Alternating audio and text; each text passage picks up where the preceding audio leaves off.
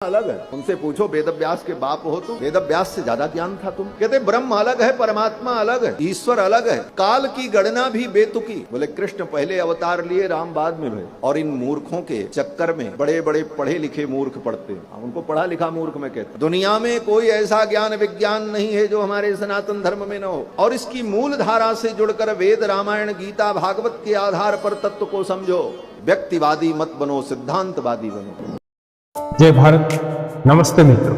प्रश्न है कि शो संप्रदायों અને આપણા જૂના મત પંથ દ્વારા સમાજ અને રાષ્ટ્રને કોઈ નુકસાન થાય છે કે નહીં? મિત્રો, દવા હંમેશા કડવી હોય છે, તો મિત્રો આપ સર્વેને વિનંતી છે કે વિડીયોમાં અંત સુધી નિષ્પક્ષ રીતે જોડાઈ રહેજો, જરૂર કંઈક નવું જાણશો। અને આ ચેનલને પ્રથમવાર હો તો તમે સબસ્ક્રાઇબ અવશ્ય કરજો, જેથી કરીને આવું જ્ઞાન આપને। મિત્રો, અત્યારના સમયમાં આપણા અલગ અલગ પ્રકારના સંપ્રદાયો જેવા કે સ્વામિનારાયણ સંપ્રદાય, ઇસ્કોન, વૈષ્ણવ સંપ્રદાય, રામપાલ, બાબા રામ રહીમ, આ ઉપરાંત નવા નવા બાબાઓ દ્વારા બનાવેલા પોતાની નવી નવી સંસ્થાઓ આજે પણ વિશ્વ અને આપણા દેશમાં અલગ અલગ જગ્યાએ મોટા મોટા મંદિરો બનાવે છે। અને આપણે સનાતન ધર્મના નામે આવી સંસ્થાઓ સાથે જોડાઈએ છીએ, આપણે તેમના કહેવા મુજબ ધર્મનું પાલન કરીએ છીએ। એક વાત જરૂરથી નિષ્પક્ષપણે સાંભળો મિત્રો, ધર્મ છે તે ધારણ કરવાની ક્રિયા। તમારા જીવનમાં યમ, નિયમ, આસન, પ્રાણાયામ, ધ્યાન, સમાધિ, ધારણા, પ્રત્યાહાર જેવા યોગના 8 અંગો તેમજ હવન, સંધ્યા, 16 સંસ્કાર અને પંચ મહાયજ્ઞ કે જેમાં સંપૂર્ણ માનવ ધર્મનું ઉત્થાન રહેલું છે, અને તે જ આપણો ભગવાન શ્રી રામ, શ્રી કૃષ્ણ અને દેવાધિદેવ મહાદેવ દ્વારા પાલન કરેલો વેદોક્ત સનાતન ધર્મ છે। અને આ પ્રમાણે ચાલવાથી કોઈ પણ પ્રકારના અન્ય મત, પંથ કે સંપ્રદાયમાં તમારે જોડાવાની જરૂર રહેતી પણ નથી અને જોડાવાય પણ નહીં। અને આ જ સાચો સનાતન ધર્મ છે। ઘણા બધા મિત્રો કહે છે કે મત, પંથ અને સંપ્રદાયોમાં પણ વ્યસન મુક્તિ, સદાચાર, ભક્તિ, પૂજાપાઠ જેવું સાચું જ્ઞાન જ આપવામાં આવે છે।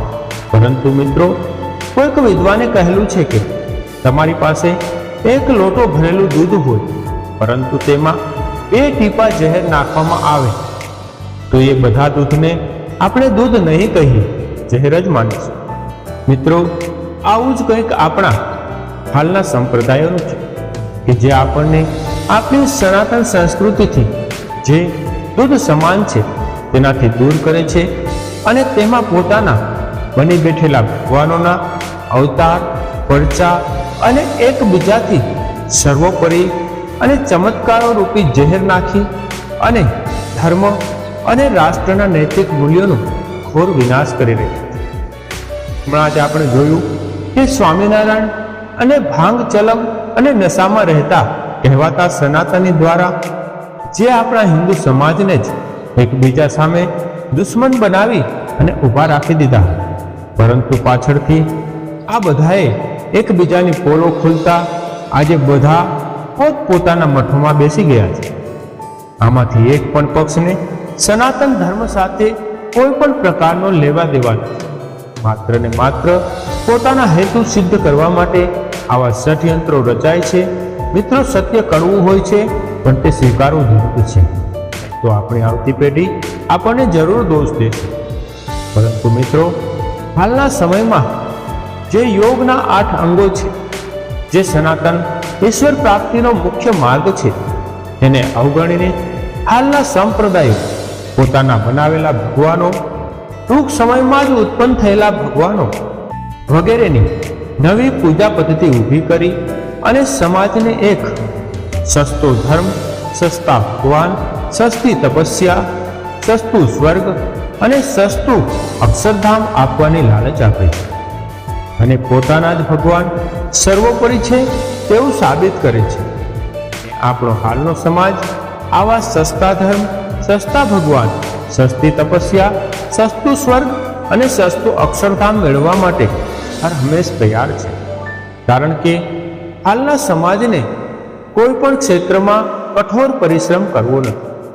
અને હાલની પેઢી સરળતાથી જે વસ્તુ મળે છે તે જ સ્વીકારવી છે.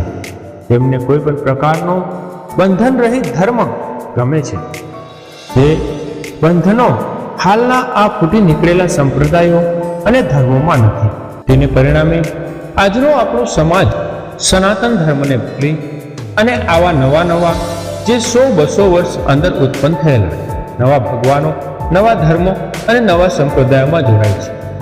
અને મિત્રો, સમય જતા આવા ખોટા ફૂટી નીકળેલા સંપ્રદાયો પોતાને સનાતનથી એક અલગ ધર્મ સાબિત કરવાનો પ્રયાસ કરશે.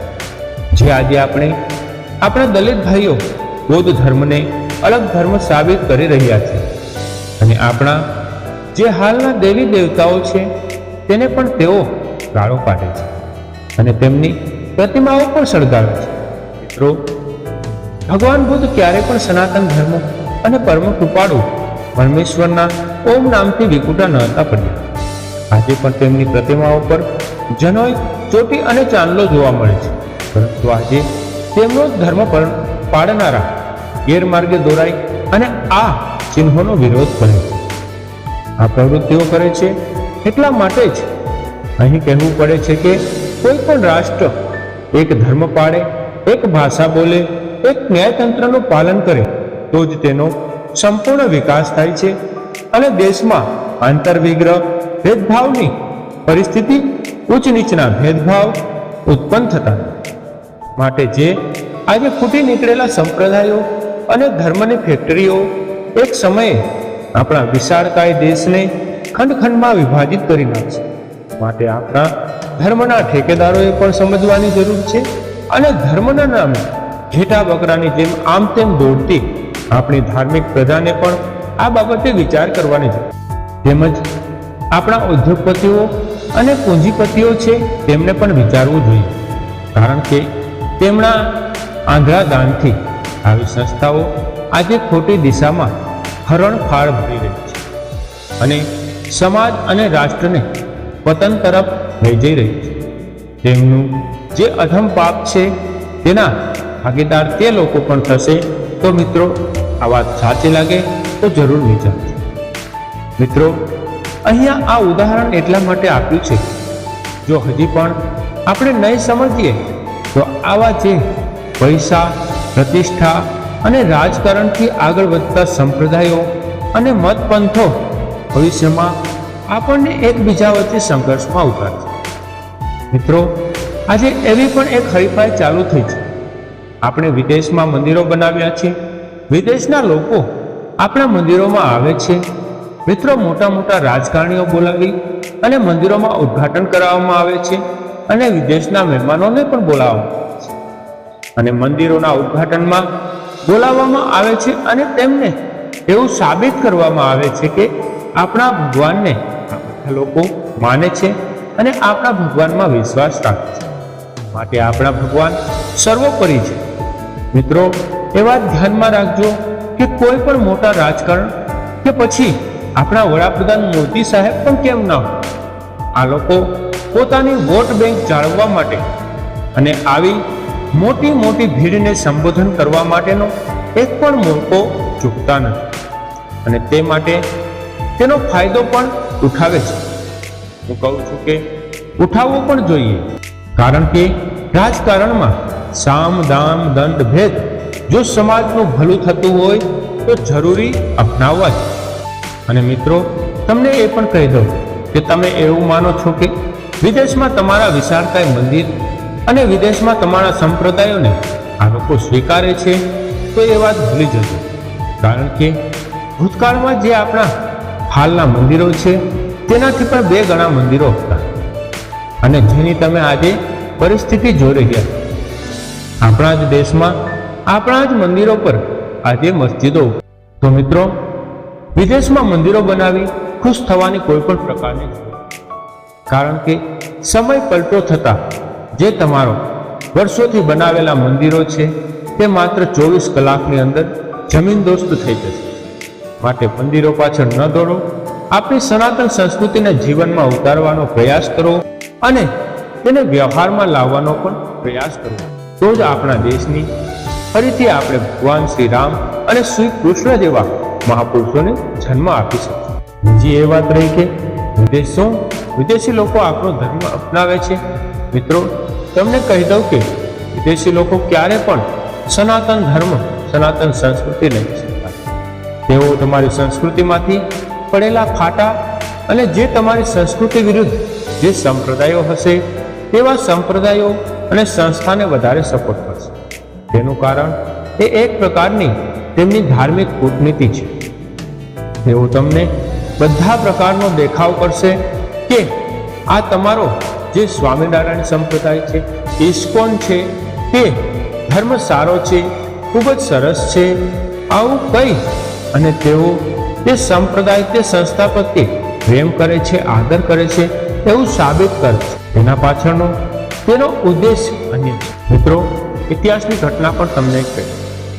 અહીંથી બ્રિટન પરત ગયેલો મેકોલે તેમના દેશમાં ગયો અને તેમની સંસદમાં તેને જે સંબોધન કર્યું તેમાં તેમણે કહ્યું હતું કે ભારતની સાંસ્કૃતિક વિરાસત એટલી બધી મજબૂત છે, સંસ્કૃતિ સાથે તે લોકો એટલા બધા જોડેલા છે કે તેમને જ્યાં સુધી આ સંસ્કૃતિથી અલગ કરવામાં નહીં આવે ત્યાં સુધી આપણે તેને જીતી નહીં શકીએ. મિત્રો, આના જ પરિણામ રૂપે આજે ઇસ્કોન નામની સંસ્થા આજે આપણા દેશમાં અરબો ખરબોની સંપત્તિ સાથે કામ કરી રહી છે અને ખુલ્લેઆમ કહી રહી છે કે ગીતા અને બાઇબલ એક સમાન છે. આમ છતાં આપણી આંધળી હિન્દુ પ્રજા કરોડોની સંખ્યામાં તેમની પાછળ દોડે છે.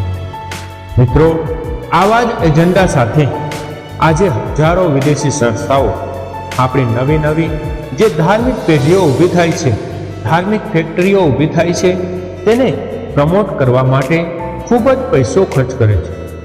તેમજ જાહેર મંચ પર આવી અને તેમને સપોર્ટ પણ કરે છે. તેમનો ધ્યેય એ છે કે ભારતની પ્રજાને તેમની મૂળ સંસ્કૃતિથી હર હંમેશ દૂર રાખે. એ જ આપણા ધંધા, ફેક્ટરીઓ, રોજગાર માટે જરૂરી છે. કારણ કે આજે દુનિયાના ઘણા બધા દેશો ભારત પર, ભારતના બજાર પર અને ભારતમાં આ ધર્મના નામે ચાલતા ધંધા પર કરોડોની કમાણી કરે છે અને પોતાના દેશમાં લઈ જાય છે. આ બધું જો ભારતીયો પોતાની મૂળ સંસ્કૃતિ તરફ વળશે તો બંધ થઈ જશે. મારો અહીંયા આપ સર્વેને આ હકીકત બતાવવાનો ઉત્તમ ધ્યેય એ જ છે કે આપણે આપણી મૂળ સનાતન સંસ્કૃતિ, 4 વેદ, 11 ઉપનિષદ, 6 દર્શન, 4 ઉપવેદ, મનુસ્મૃતિ, રામાયણ, મહાભારત, ગીતા જેવા મુખ્ય ગ્રંથો આધારિત જે આપણો સનાતન વૈદિક ધર્મ છે તેને જાણવા માટે હર હંમેશ પ્રયાસ કરતા રહેવું જોઈએ અને વિદેશી ધાર્મિક આક્રમણો તેમજ દેશમાં ફૂટી નીકળેલા નવા સંપ્રદાયો અને ધર્મની ફેક્ટરીઓથી દૂર રહી અને એક નિષ્પક્ષપણે વિચાર કરવો જોઈએ. સાચા ધર્મને સ્વીકારવા માટે તર્ક આવશ્યક છે. દરેક ધર્મ, દરેક સિદ્ધાંતને તર્ક દ્વારા જાણવો જરૂરી છે અને જ્યાંથી તમારો તર્ક પૂરો થાય ત્યાંથી જ તમારી ખરી આધ્યાત્મિક યાત્રા શરૂ થાય છે. તો મિત્રો, હાલના સમયમાં જે નવા ભગવાનો 100-200 વર્ષ પહેલા ઉત્પન્ન થયેલા મનુષ્યને સર્વોપરી ભગવાન તેમજ ચમત્કાર, પરચા, દોરા, ધાગા, જુઆ, ભરાડી આવી બધી ધર્મના નામે ચાલતી પોપલીલાઓને તર્ક દ્વારા સમજવી જોઈએ અને પછી જ કોઈ પણ પ્રકારનો ધર્મ, સંપ્રદાય કે સંસ્થા સાથે જોડાવું. આ માટે સ્વામી દયાનંદ સરસ્વતીએ આર્ય સમાજની સ્થાપના કરી છે. પોતાનો કોઈ પણ નવો મત પંથ સંપ્રદાય નહોતો ચલાવ્યો, પરંતુ તેમણે 4 વેદ આધારિત આપણો સનાતન ધર્મ છે અને જે પ્રમાણે આપણા ભગવાન શિવ, શ્રી રામ અને શ્રી કૃષ્ણ ચાલી ગયા તે ધર્મ સમાજ સમક્ષ લાવવાનો પ્રયાસ કર્યો અને સમાજમાં વ્યાપેલી કુરીતિઓને સમજવા માટે આપણા વેદ, ઉપનિષદ, દર્શન, મનુસ્મૃતિ, રામાયણ, ગીતા જેવા ગ્રંથોનો ઉપયોગ કરી સમાજને એક અમૂલ્ય અમર ગ્રંથ સત્યાર્થ પ્રકાશ આપ્યો છે, જેના દ્વારા તમે સમાજમાં વ્યાપેલી આવી કુરીતિઓ, કુધર્મ, કુસંપ્રદાયનો ભેદ તર્ક દ્વારા જાણી શકો છો અને સાચા ધર્મની પરખ કરી શકો. તો મિત્રો, સત્યાર્થ પ્રકાશ અવશ્ય એક વખત વાંચજો. મિત્રો, આવા પુસ્તકો વાંચવા માટે જે તમારી સામે દેખાય છે તે એપ્લિકેશન ડાઉનલોડ કરી શકો છો અને તેમાંથી પીડીએફ સ્વરૂપે મફતમાં આ બધા પુસ્તકો તમે મેળવી શકશો અને તમારા જીવનની આધ્યાત્મિક સમૃદ્ધિ બનાવી શકશો. મિત્રો, અંતમાં આપ સર્વેને વિનંતી છે કે આ માહિતીને નિષ્પક્ષપણે વિચારજો અને જો આપને યોગ્ય લાગે તો અન્ય લોકો સુધી શેર અવશ્ય કરજો અને ચેનલને સબસ્ક્રાઇબ અવશ્ય કરજો, જેથી કરીને આપને આવી માહિતી મળતી રહે. અસ્તુ ઓમ.